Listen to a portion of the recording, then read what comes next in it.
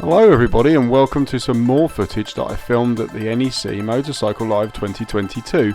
This is some of the footage that I couldn't fit into the previous video. I hope you like it. If you do, please give me a thumbs up, give me a subscribe, and I'll see you in my next video. Cheers.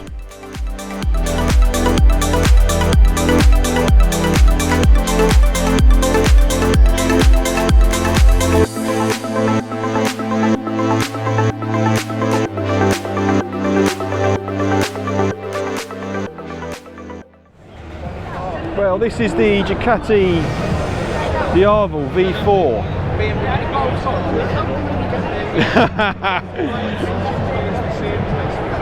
This thing looks absolutely stunning. Now, the obvious change from previous Diavels is the fact that it now has the V4, and we're pushing out 168 horsepower at 10,750 RPM. Beautiful bike. I really like this, and so does my mate Paul. Don't you, Paul?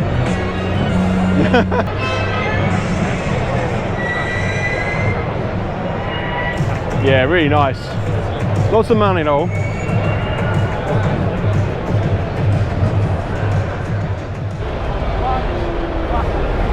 This is the Yamaha XSR 900. Love this look, I love the colour. Using the same engine as the MT09 as well. And taking its stylings from bikes of the late 90s. Excellent stuff.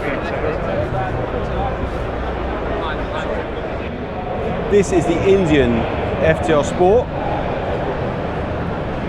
V-twin, Indian's answer to Naked Sports, and about 120 brake horsepower. It's a lovely looking bike. Problem I've got again is the issue with foot peg to the seat height. I just can't sit on them for too long. It's too cramped on these, but lovely bike, stunning stuff. This is the FTR R carbon with obviously carbon added and Öhlins suspension all round, and plus a couple more grand on the price tag, and Akbovic exhaust.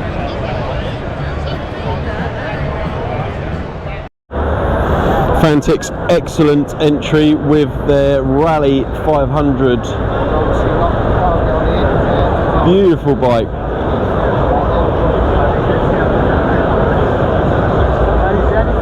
It's definitely aimed directly at the middleweight adventure market, with cafe racer styling cues as well.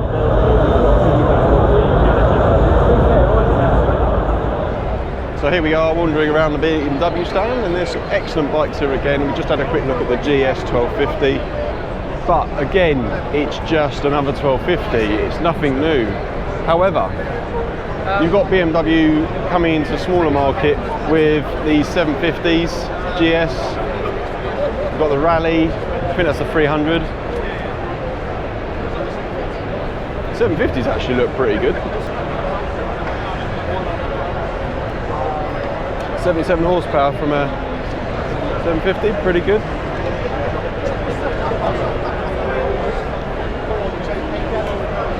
So yeah, great stuff.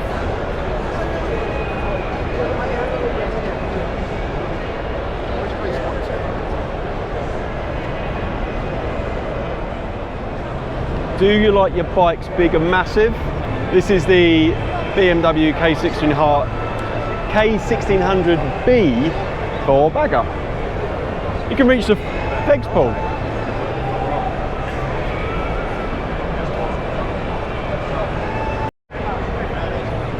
Could fit a 50-inch TV screen on that. Speakers on here. It's a nice place to sit though, isn't it? It's a nice place to sit. Yeah, I could just imagine cruising down the motorway on this.